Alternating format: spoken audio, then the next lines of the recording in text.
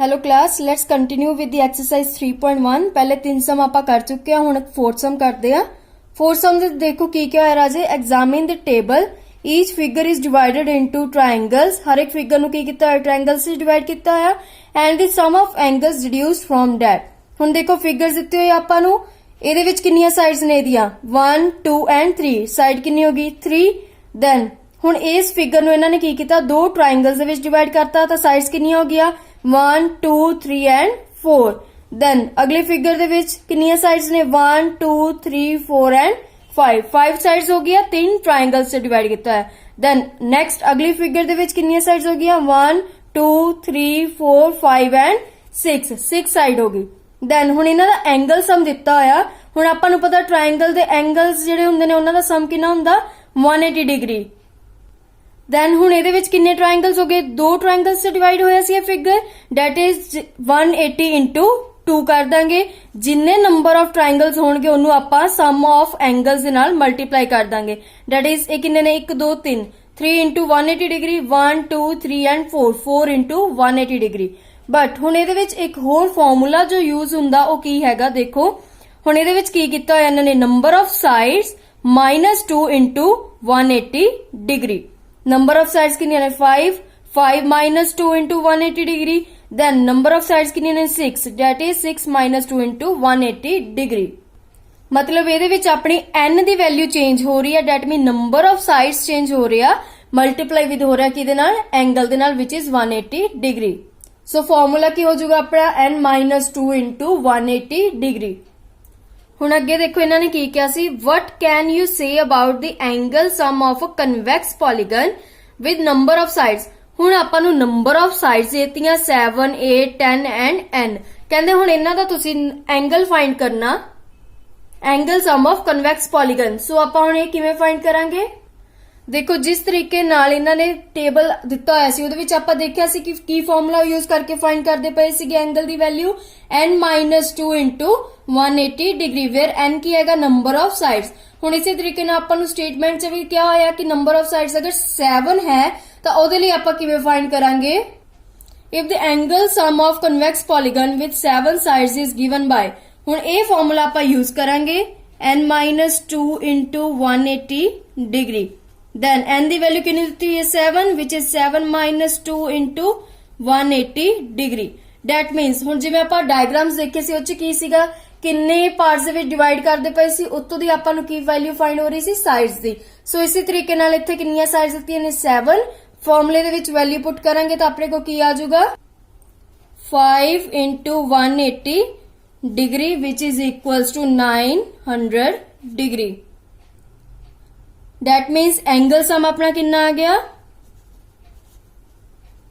900 degree for 7 sides. इसी तरीके नाल आपां 8 साइड्स दे लई भी फाइंड कर लांगे which is n -2 that is 8 -2 into 180 degree is equals to कितना हो गया है 6 into 180 degree which is 1080 degree. Same for 10 and n number of sides।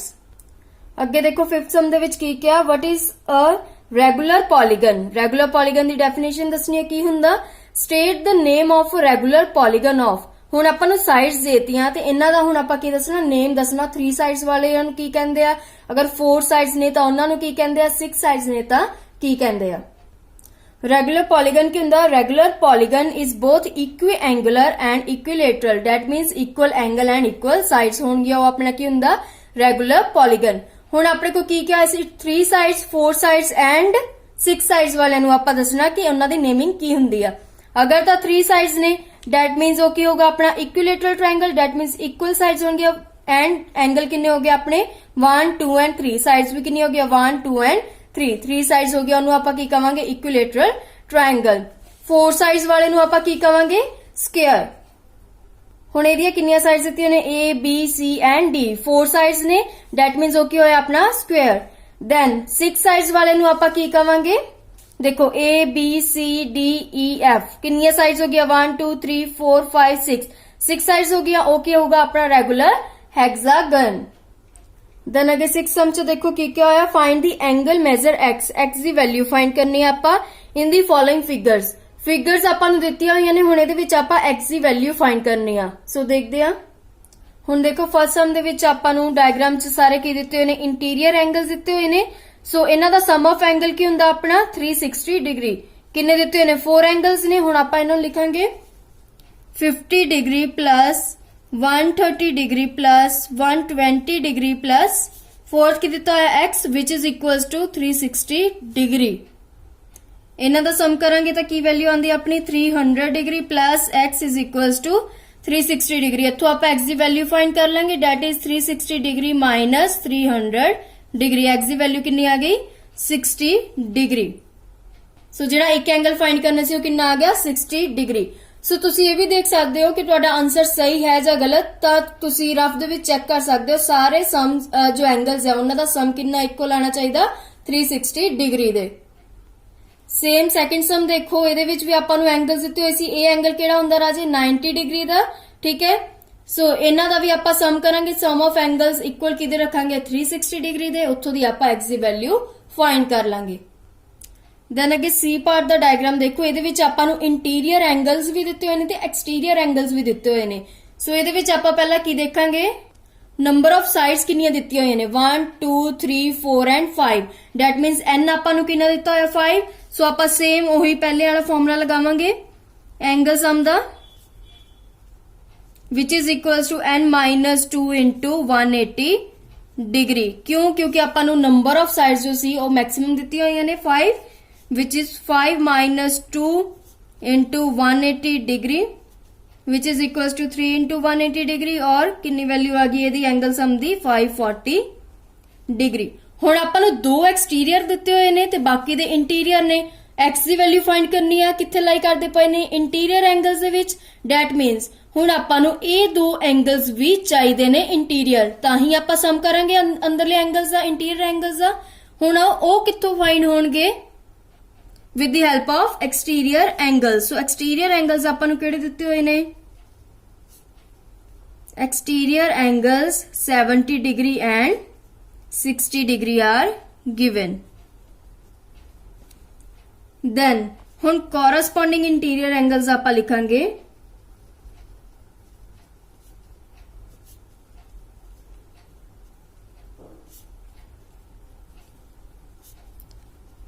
ਕਿਹੜੇ ਕਿਹੜੇ ਨੇ, ਇਹਦੇ ਥਰੂ ਹੀ ਆਪਾਂ ਫਾਈਂਡ ਕਰਨੇ ਸੀ interior angles. Corresponding interior angle ਇਹੀ ਹੋ ਗਿਆ ਨਾ ਜੋ ਨਾਲ ਇਹਦੇ ਲਾਈ ਕਰਦਾ ਪਿਆ।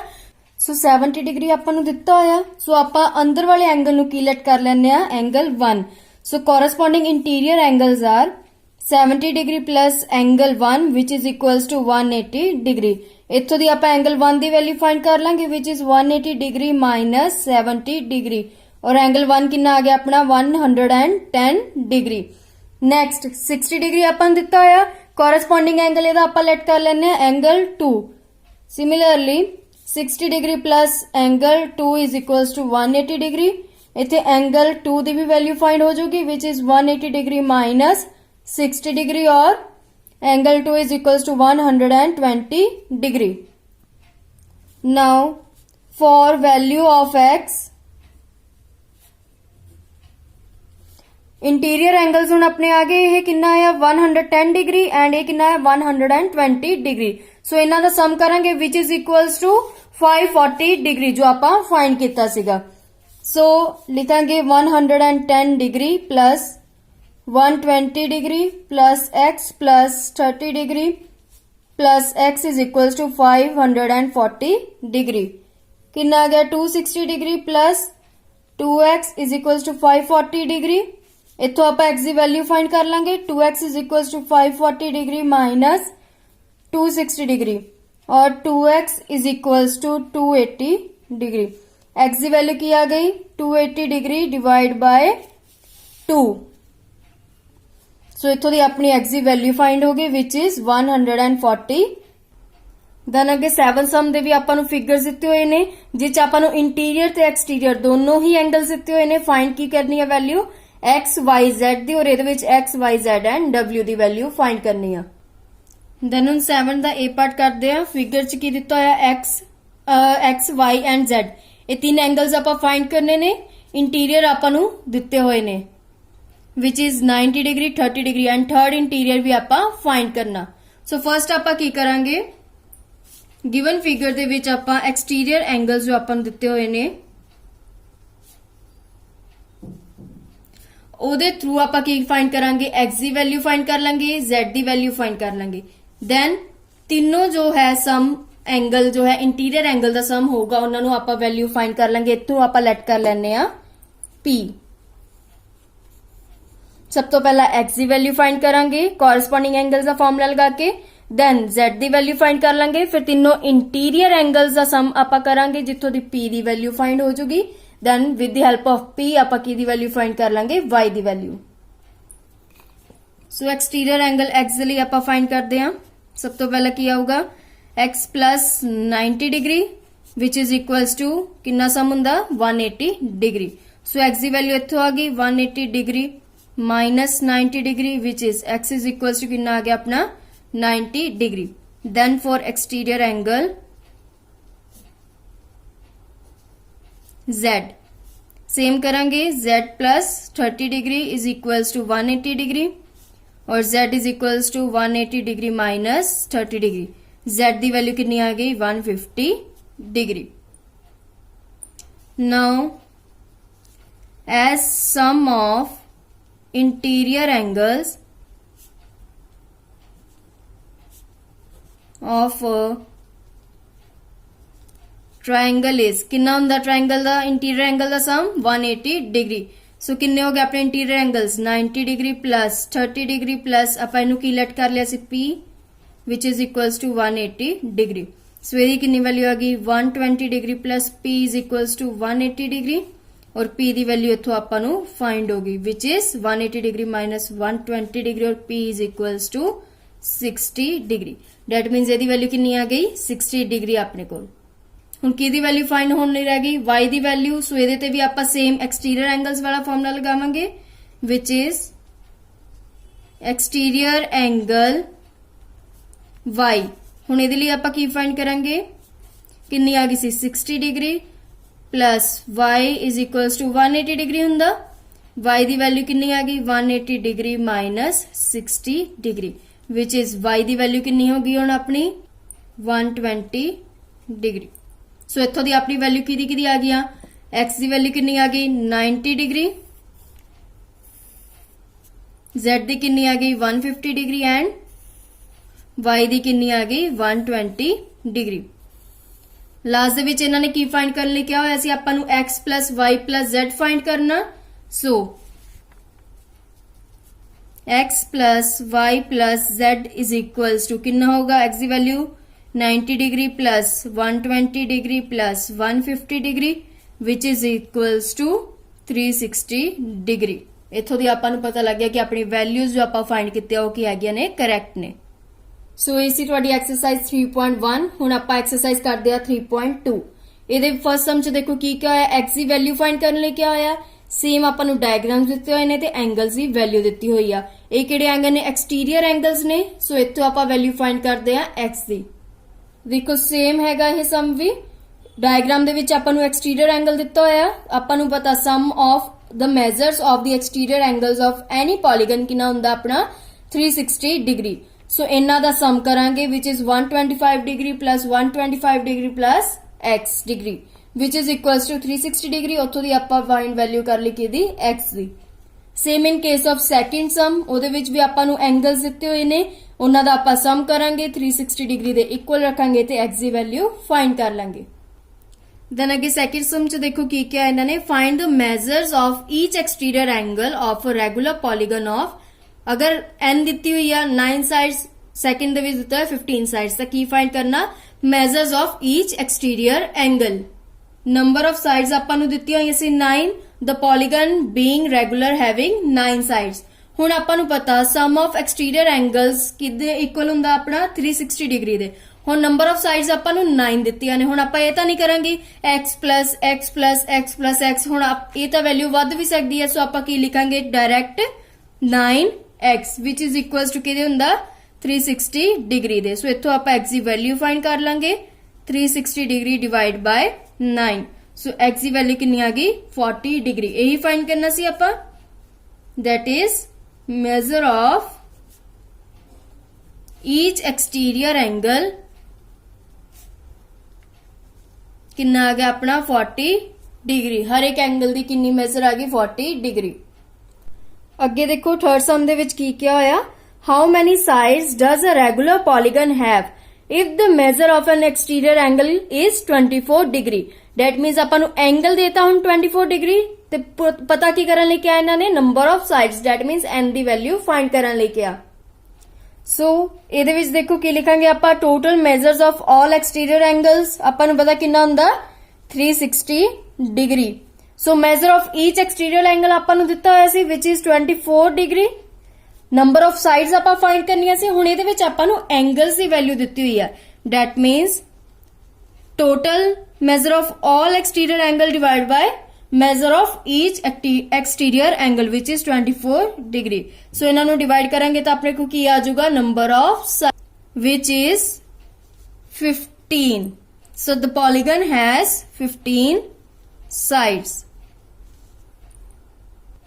same ਦੇਖੋ fourth sum ਦੇ ਵਿੱਚ ਕੀ ਕਿਹਾ ਹੋਇਆ, how many sides does a regular polygon have if each of its interior angles, ਹੁਣ ਕੀ ਦਿੱਤਾ interior angle ਦਿੱਤਾ ਹੋਇਆ ਕਿੰਨਾ 165 degree।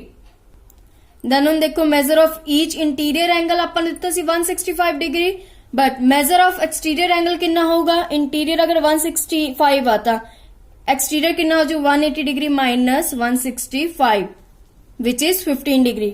formula ਆਪਾਂ exterior angles ਦਾ ਹੀ ਲਗਾਵਾਂਗੇ। ਫਿਰ same 360 डिग्री की होगा टोटल सम होगा all exterior angles, then number of sides की ना हो again 360 degree divide by 15 degree. The polygon has कितना आ जाऊगा इत्थे कटिंग करन दे बाद 24 साइड्स। यही फाइंड करना सी आपां। हुण अगे देखो राजा फिफ्थ सम दे विच की क्या होया, is it possible to have a regular polygon with measure of each exterior angle as 22 degree. ਕਹਿੰਦੇ ਪੋਸੀਬਲ ਹੈ ਕਿ ਈਚ ਐਕਸਟੀਰੀਅਰ ਐਂਗਲ ਅਗਰ 22 ਡਿਗਰੀ ਹੋਊਗਾ ਤਾਂ ਉਹ ਰੈਗੂਲਰ ਪੋਲੀਗਨ ਮੰਨਿਆ ਜਾਊਗਾ। ਸੈਕਿੰਡ ਪਾਰਟ ਚ ਕੀ ਕਿਹਾ, can it be an interior angle of a regular polygon. ਕਹਿੰਦੇ ਅਗਰ ਇਹ ਐਕਸਟੀਰੀਅਰ ਐਂਗਲ ਨਾ ਵੀ ਹੋਇਆ ਜਾਂ ਹੋਇਆ ਤਾਂ ਇਹ ਇੰਟੀਰੀਅਰ ਐਂਗਲ ਵੀ ਹੋ ਸਕਦਾ, ਤਾਂ ਰੀਜ਼ਨ ਦੱਸੋ ਵਾਈ। ਸੋ ਦੇਖੋ ਫਰਸਟ ਦਾ ਆਨਸਰ ਕੀ ਹੋਊਗਾ नो।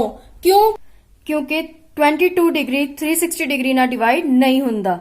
ਸੈਕਿੰਡ ਪਾਰਟ ਦੇ ਵਿੱਚ ਉਹਨਾਂ ਨੇ ਕੀ ਕਿਹਾ ਸੀ, ਕਹਿੰਦੇ ਕਿ ਅਗਰ ਇਹ ਇੰਟੀਰੀਅਰ ਐਂਗਲ ਹੈ ਤਾਂ ਉਹਨਾਂ ਦਾ ਰੀਜ਼ਨ ਦੱਸੋ, ਬਟ ਇਹ ਇੰਟੀਰੀਅਰ ਐਂਗਲ ਵੀ ਨਹੀਂ ਹੈ ਬਿਕਾਜ਼ ਈਚ ਐਕਸਟੀਰੀਅਰ ਐਂਗਲ ਕਿੰਨਾ ਆ ਜਾਂਦਾ ਆਪਣਾ 180 degree minus 22 degree which is 158 degree. So ਇਹ ਅਗੇਨ ਜੋ ਹੈ ਡਿਵੀਜ਼ਨ ਨਹੀਂ ਹੈ 360 ਡਿਗਰੀ ਦਾ, ਇਸ ਕਰਕੇ ਇਹ ਰੈਗੂਲਰ ਪੋਲੀਗਨ ਨਹੀਂ ਹੋ ਸਕਦਾ। ਦੈਨ ਸਿਕਸ ਸਮ ਦੇ ਵਿੱਚ ਦੇਖੋ ਕੀ ਕਿਹਾ, ਫਰਸਟ ਪਾਰਟ ਦੇ ਵਿੱਚ what is the minimum interior angle possible for a regular polygon। Minimum interior angle ਦੱਸਣਾ। ਬੀ ਦੇ ਵਿੱਚ ਕੀ ਕਿਹਾ, maximum exterior angle possible for a regular polygon. So ਇਹਦੇ ਵਿੱਚ ਦੇਖੋ ਫਰਸਟ ਕੀ ਪੁੱਛਿਆ ਸੀ ਇਹਨਾਂ ਨੇ, minimum interior angle. So the equilateral triangle being a regular polygon of 3 sides has the least measure of interior angle. 3 sides ਹੁੰਦੀਆਂ ਨੇ ਇਕੁਇਲੇਟਰ ਟ੍ਰਾਇੰਗਲ ਦੀਆਂ। ਸੋ ਆਪਾਂ ਮਿਨੀਮਮ ਇੰਟੀਰੀਅਰ ਐਂਗਲ ਦੱਸਣਾ ਸੀਗਾ। ਸੋ ਇਹਦਾ ਹੁੰਦਾ ਵਾ ਇਕੁਇਲੇਟਰ ਟ੍ਰਾਇੰਗਲ ਦਾ ਸਭ ਤੋਂ ਮਿਨੀਮਮ ਇੰਟੀਰੀਅਰ ਐਂਗਲ ਇਕੁਅਲ ਹੁੰਦਾ ਕਿਹਦੇ 60 ਡਿਗਰੀ ਦੇ। ਸੈਕੰਡ ਕੀ ਪੁੱਛਿਆ ਸੀ ਇਹਨਾਂ ਨੇ, ਮੈਕਸਿਮਮ ਐਕਸਟੀਰੀਅਰ ਐਂਗਲ। ਸੋ ਇਹਦਾ ਹੀ ਆਪਾਂ ਐਕਸਟੀਰੀਅਰ ਐਂਗਲ ਅਗਰ ਫਾਈਂਡ ਕਰੀਏ ਤਾਂ ਕਿੰਨਾ ਹੋਊਗਾ, ਮਿਨੀਮਮ ਕਿੰਨਾ ਸੀ 60 डिग्री, मैक्सिमम कितना आ गया एक्सटीरियर एंगल, टोटल कितना होता 180 degree which is 180 degree minus 60 degree is equals to 120 degree. So maximum exterior angle अपना कितना आ गया 120 degree. So class A C exercise 3.2 further we will discuss in our next lecture.